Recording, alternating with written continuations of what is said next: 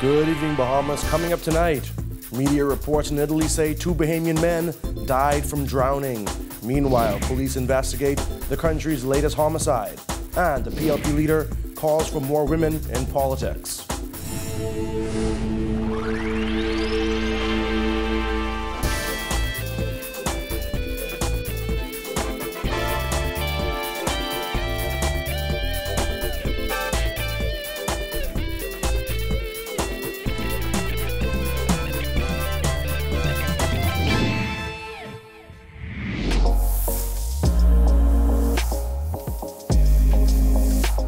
Our News is brought to you by Alive. Welcome to Our News and thanks for joining us. I'm Jared Higgs. Topping news tonight, Italian media are reporting that 2 Bahamian men whose dead bodies were recovered from River Po in Turin, Italy, died as a result of drowning. Meanwhile, the complete autopsy results are still pending. They are drowned. They are drowned. No other explication for is death.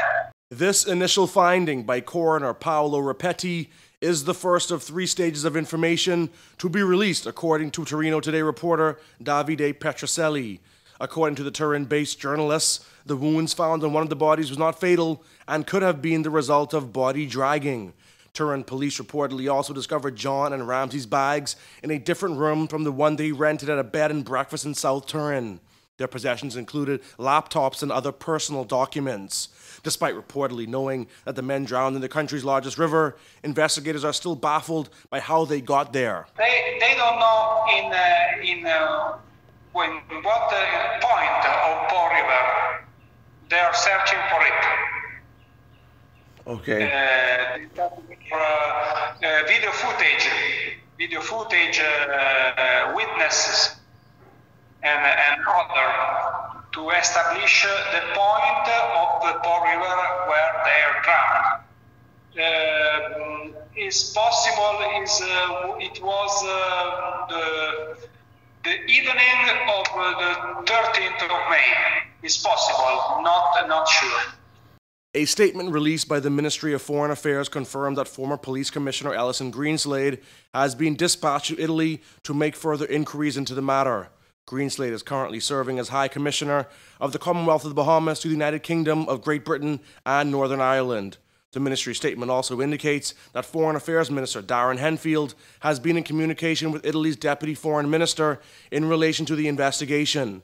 They've also discussed the possible timeline in relation to the bodies of both men being returned home for burial. Ramsey, a 29-year-old student at the Diplomatic Academy of Vienna, held a diplomatic post in Haiti between 2016 and 2017.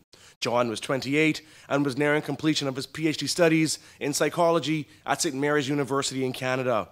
The next stages of the investigation are to determine what the 2 men had in their bodies when they died. The toxicology will be divided in 2 parts. The first part will be ready in 2-3 days. Yes, it will be the parts about alcohol. The second part, it will be ready in 20 days for venoms and drugs. However, Petroselli says investigators are convinced that neither John nor Ramsey booked the room they discovered empty. The room was reserved from a third Bahamian person who never were in Turin. Is in Minnesota, United States. Blair John had a phone, who is in the hands of investigators. Mr. Ramsey, no phone. Ramsey's phone is disappearing. The country recorded its 35th homicide for 2019 after a man was shot dead in Nassau Village. Family members identified the victim to Our News as 21-year-old Deshaun Culmer. Police press liaison Superintendent Shanta Knowles described what transpired. Shortly before 9 p.m., police received reports of gunshots being fired on Price Street or in the area of Price Street, Nassau Village. When officers got here, we discovered that an adult male had been shot and was confirmed deceased. Our information is that the male was standing in front of a home on Price Street. When a vehicle pulled up, an occupant came from that vehicle, opened fire in the direction of the man, hitting him and, of course, fatally wounding him. Family members, some who say they heard the shots go off, expressed shock at their loved one's death. Knowles says police were uncertain at the time what sort of vehicle the shooter was in. She says officers need assistance with the investigation. We know that the occupant got back into the vehicle, which sped away. We are asking members of the public, especially those in this Price Street, Nassau Village area, who may have information that can assist us with this investigation in identifying those responsible, to please give us a call. Meanwhile, a 41-year-old man is missing. Police say Gary Smith stands between 5'6" and 5'10" inches tall, has a medium build with dark brown complexion. Gary Smith, age 41, has been reported missing since the 2nd of June. And of course, we are again asking anyone who may have information as to his whereabouts to give us a call. Knowles couldn't say whether Smith was known to police. She also provided an update on those 10 people who were taken into custody after a gun was found in a nightclub on Mackey Street. Most of those persons have been released, but we will continue to do the investigation, and as we get further information, we will definitely update. Christian Council President Delton Fernandez said he doesn't think corporal punishment should be eradicated. This as he says he stands with SAC Administrator Reggie Forbes. Jillian Gray reports. The recent court case against SAC Administrator Reggie Forbes has sparked a conversation around corporal punishment.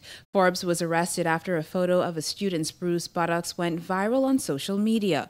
President of the Christian Council, Bishop Delton Fernandez, said the entire ordeal sheds light on the fact that the Bahamas has a discipline problem. As a society, we're wrestling with how to discipline. I think all that you've mentioned and what is going on with someone I've known as a veteran educator and someone who has been in the molding of lives for decades of people who have passed through the hands of SAC reminds us that how we do it is also as important as what we do. Fernandez said he stands with Forbes and will try to work with the Christian institution to resolve any issues. In terms of Reggie Forbes, I've known him and I stand with him 110%, but I also realize that as a church I might need to be a mediator. I don't think it was his intent to harm that child, but obviously the ridges are there and the harm was done. And if the church can be the mediator to bring peace to that, because I really don't think his intent was to harm the child, but the damage was done, and we want to help in that regard if we can bring closure to that. The Christian Council president said he does not think that the Bahamas should get rid of corporal punishment, but advised parents to calm down before deciding what punishment is best. Try to do it in the best of your state of mind, that sometimes we pass on frustration to children, and they're not necessarily the cause of our frustration. And so as parents, and I'm a parent and most of us around this table are parents, that we want to, all of us need to take that break before we deal with discipline. As it relates to Forbes, Fernandez said he does not think the incident was a malicious attack. We don't want to totally eliminate corporal punishment because it has its place, but we want to be very careful that we don't harm anybody who's in our care and under our guidance. Reporting for Our News, I'm Jillian Gray. When Our News comes back from the break, the PLP chairman slams local human rights groups. That story straight ahead.